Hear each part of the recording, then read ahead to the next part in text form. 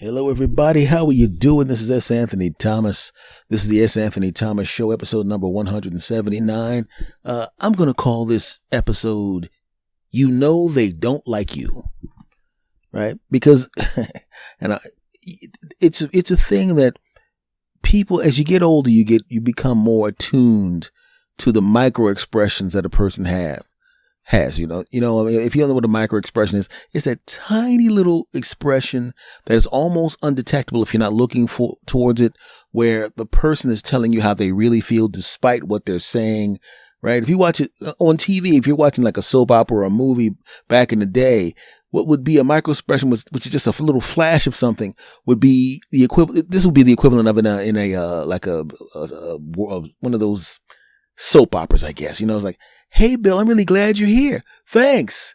And as the Bill's walking out of the room, the person's face goes from a smile to an evil turn, and the music comes in. And then you hear the voice, "What Bill doesn't know is I'm going to destroy him." That kind of thing.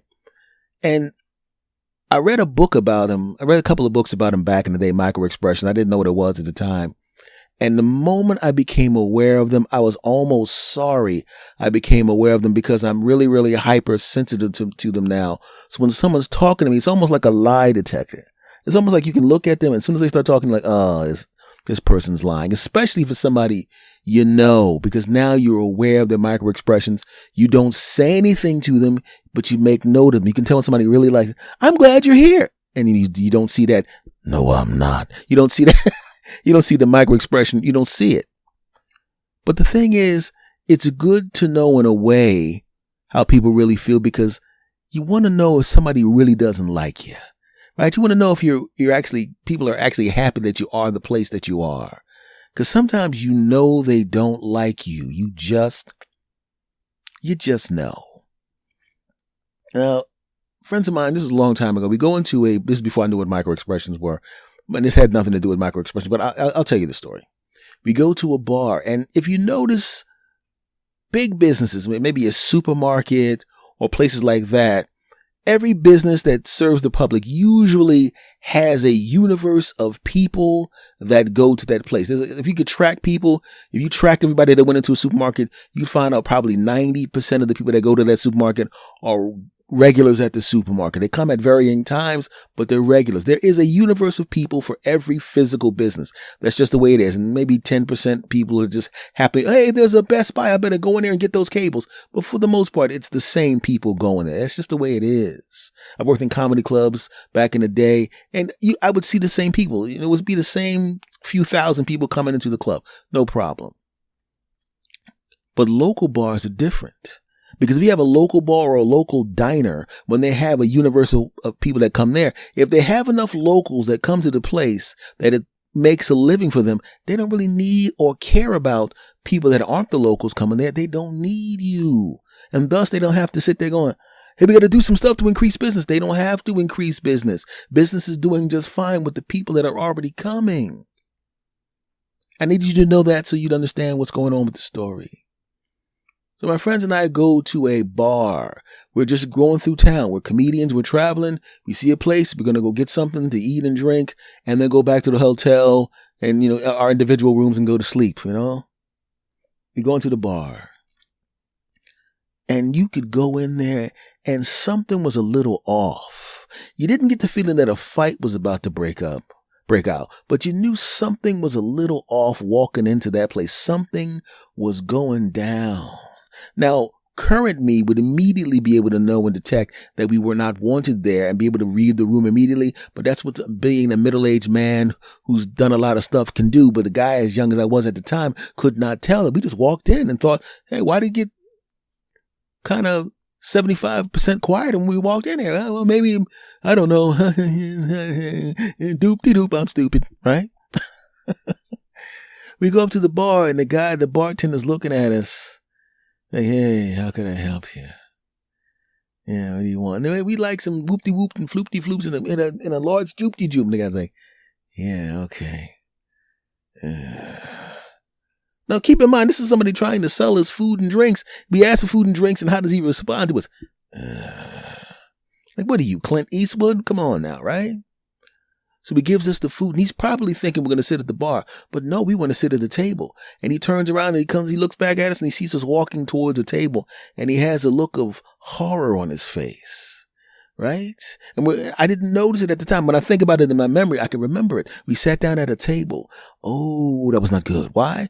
Because this is a local bar, and everybody kind of falls into a pattern at a local bar. If you've ever been to local bars or had a local bars, you know that after a while, people kind of sit in the same places. If you go to the gym, you probably get on the same stair machine. You probably use the same weight rack. We're human beings. We're creatures of habit. And this table is the habit of somebody who's always here, who just coincidentally is running a little late. And everybody else who's sitting at their tables they've pretty much, commandeered for themselves, looks over at the table, and the 3 dudes or the 4 dudes or whatever number of dudes that are normally sitting at that table are not sitting at that table. Who's sitting at the table? These punks who don't even belong here. Ooh. And I'm starting to notice that people are kind of looking at us, but I don't get the feeling we're going to be attacked, so we stayed. But I could tell, right? The waitress comes towards the table. She's not even looking at us. And then she turns and she notices these aren't the people that normally sit here. Hey, what's going on, guys?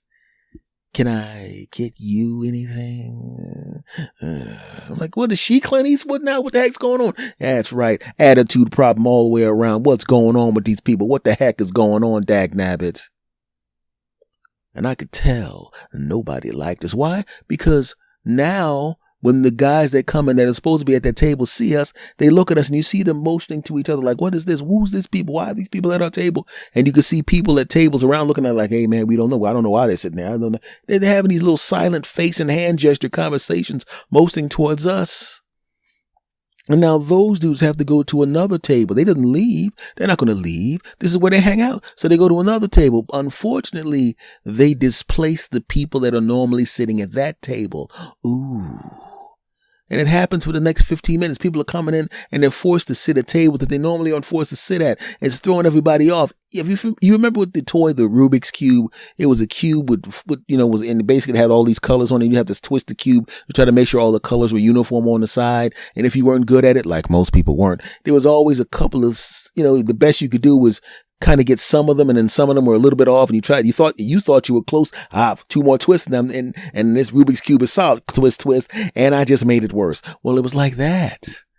So now you're hearing this annoyed rumble. People around us are all sitting at the wrong tables, and each one of them is mad, and they finally figure out, wait a minute, we're all sitting at the wrong tables, but I know all these other people. There's got to be a reason we're sitting at the wrong table. Wait a second. Those guys are sitting at a table that they're not. That's what happened. So now we got a whole bunch of tables mad at us.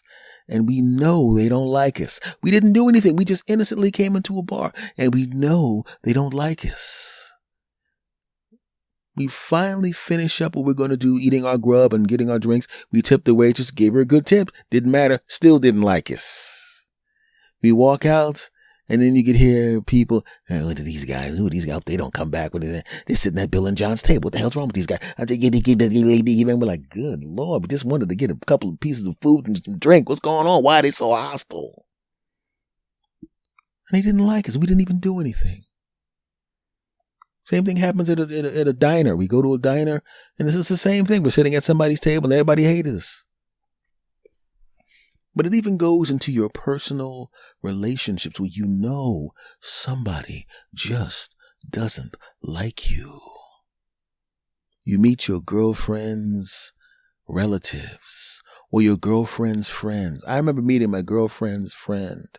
Right? And the girlfriend I had at the time wouldn't talk about the 95% that I was the perfect boyfriend to her. When I was doing everything right, she didn't mention me at all to her friends, except just in passing.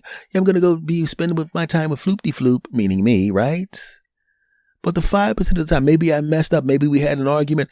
Oh, she couldn't wait to tell him that crap. So what happens? What is the impression of her friend that I don't get to see that much because she lives in a different part of town and she goes to meet her friend and hang out? She hasn't met me. She hasn't been charmed by me. She hasn't spent time with me. So by the time I do meet her, it's 6 or 7, 8, 9, 10 months into the relationship, and every single time I was mentioned. It was part of the 5% of the time where every human being messes up and isn't perfect or does something dopey that's all she heard. So I finally run into her. Now keep in mind, the girl I was seeing at the time was saying nothing but glowing things about this person. So I'm thinking this person's going to be the greatest thing in the world. I mean, this is going to be great. So I come and I'm ready to meet this wonderful person. She walks in, I say hi, and she goes, hi. I'm like, what is she? Does she work at that bar from me? She Clint Eastwood too? What the heck's going on here? We're sitting at the diner. And at the time, I really cared about what people thought. At the time, I felt I had to win people over. Obviously, I don't care about that anymore. I'm just going to be who I am. But at the time, young me felt the need to try to win this girl over, this woman over, this lady over. I was trying to win her over. And the more I turned on the charm, the madder she got. Why? Because the girl I was seeing had said negative things about me. So now she's thinking, not only is he negative, but he's a huge phony. He stink. And then the girl I'm sitting there with both of them because I figured she wanted me to meet her friend. I'm like, And the girl I was seeing, the lady I was seeing, the woman I was seeing goes to the bathroom and leaves me with her friend. Right? And she's trying to hide the look of disgust because there's really nothing I can do to make her like me at this point, I'm thinking, because, I found out that every time my girlfriend talked about me, she was saying negative stuff, and this lady's making little snide comments and and I'm sitting there going, what? And that's when I realized what happened. I knew she didn't like me.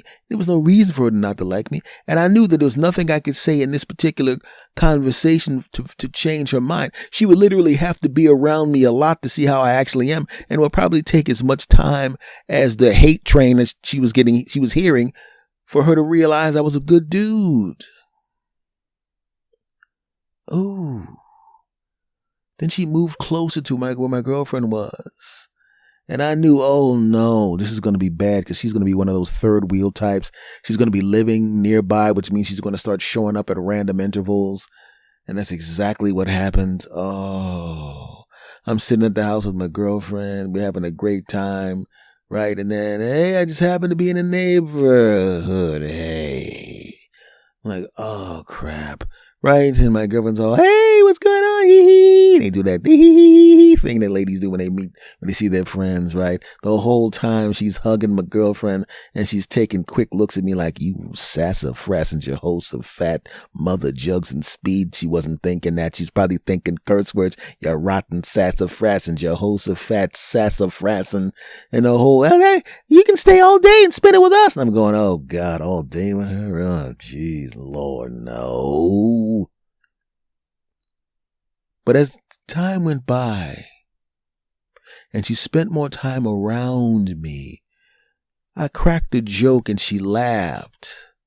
And that's when the first hole in the dam went through. And I saw her one time look at me and she had a little smile on her face because she was remembering that I just made her laugh and spit her food out of her mouth. Yeah, she started, oh my goodness. Right? I stopped seeing those looks of hatred. Right? My girlfriend goes into the bathroom. We're sitting in her apartment and her friend goes, you know what? You're pretty nice. You know that? Only took 4 months for this to happen. 4 months of her being there almost every day, torturing me. Hey, thank you very much. Finally, I could tell she liked me because before that, I knew she didn't like me. And that's what happens sometimes. You know the person just doesn't like you. You know the people around you just don't like you. And it's really bad if you know you didn't do anything wrong. Because if you did something wrong and the person doesn't like you, well, yeah. Right? We'll go back to the scenario where we're at the bar. Say I go into that same bar. We went into that same bar and we were obnoxious and we were hitting on the waitresses. We didn't tip. We were paying. We were making too much noise. We were acting like complete schmucks. Then if people were looking at us the way they were looking at us, I'll go, well, we are acting like schmucks. What am I supposed to do? Right? If it was the other way around and I was only nice to my girlfriend at the time's relationship was positive 5% of the time and 95% crap, and then she was treating me like that, I would have to go, hey, man, I'm a bad boyfriend in that scenario, and in which case, of course, her girlfriend's going to hate me. But in these both scenarios, I didn't do anything wrong, as it turns out. I was actually, like I said, we tipped the waitress very, very well. We were very, very nice to the bar staff. We never got an opportunity to go to that place enough, because had we gone to that place enough and found another table that was not anybody else's table, and we started sitting there, and all of a sudden we kept tipping the waitresses the way we were, and we kept being nice to the bartender, all of a sudden we would show up, and if somebody was at, hey, well, that's Anthony's table. What the heck is, look at these guys over there. And we would have been the one there sitting there going, look at these people sitting at our table, and they stink. Right? And that's the thing that goes to my mind. Sometimes you realize somebody doesn't like you when you didn't do anything. You can't feel bad. Well, I can't tell you how to feel, but you should try to make sure that you don't feel bad when somebody doesn't like you when you didn't do anything. Especially if you go out of your way to be nice to the people. Like I said, like we were at the bar, like I was at my girlfriend at the time's friend. I mean, her sister was the same thing. Her sister was out of town, right? She was out of the country, actually. She comes into the country. Once again, she was complaining about the 5% of the time and not about the 95% of the time. And her sister comes in. She hates my guts. Now, keep in mind, I was not unique in that situation because her sister hated everyone. You know, those people that are just perpetually mad. They always got to be roasting. You always got to be saying negative things. Every time you do something, they got to say something negative about it. That was her baseline. Now add in the fact that I was getting trashed to her, and you add more to it. So she came in with all of her luggage and an extra bag of hatred. Hi, everybody. I'm in town now. I gave everybody, here's a gift for you and a gift for you. Where's he at? Here's a bag of go bleep yourself. Because that's what it was like. And just like the girlfriend's friend, she was really mean, making snide comments, being a pain in the neck. And she was going to be there for 2 weeks. Fortunately, I was able to make her start liking me well within the 2 weeks. And you would think that's a good thing, wouldn't you? Hey, her sister hates everybody, and now she likes you. No, that was not a good thing, because then she liked me too much. Now, if you have somebody that hates everybody, and then they go from hating everybody, still hating everybody, to literally loving you, she went from hating my guts to thinking everything I said was funny, to hanging around me all the time, to gushing about how much of a great guy I was, right? And now my girlfriend at the time was like, what the heck is this crap? She didn't think I was getting it on with her, but she was like, wait a second. Why is he? Her sister catches a cab, goes to the airport. I couldn't drive because I had something else to do. I come back to visit my girlfriend later on that day after her sister's long gone. And I'm thinking, hey, this is great. Your sister loves me now. She's like she thinks I'm the greatest thing since sliced bread. She's going to go home. She's going to talk about me to your relatives and all that kind of crap. She's basically going to smooth it out for your relatives, and everything's going to be great. Now your whole family's going to love me. And she was upset. Do you know why? Because when she was mad at me for something, keep in mind, I didn't do the thing that she was mad about. She calls her sister to complain, and her sister chews her behind out for talking bad about me. And I'm thinking it's funny. I'm trying not to laugh in front of her, but I'm like, right? Which was really stupid. So now, as it turns out, her sister loves me, her family loves me, her best friend who used to hate me loves me, and now she don't like me. Which is the dumbest thing in the world. I'm doing all this to try to charm your family and friends, and now you can't stand me. It was insane. Oh, it all worked out for the best. That relationship lasted a few years later, and then it ended. But it was just such a weird thing to be in a situation where you didn't do anything wrong, and people still are mad at you. I just want to say this to you, my friends. If you're going about your business, You're a genuinely and generally good person. You're not snaking anybody. You're not doing anything bad. You're treating everybody with respect. And you're still in a situation where people don't like you. It's not you. It's them. And as I like to say, if it's them, then they have to deal with it. I'm not going to allow anybody to make me feel bad if I didn't do anything wrong. The heck with them is what I say.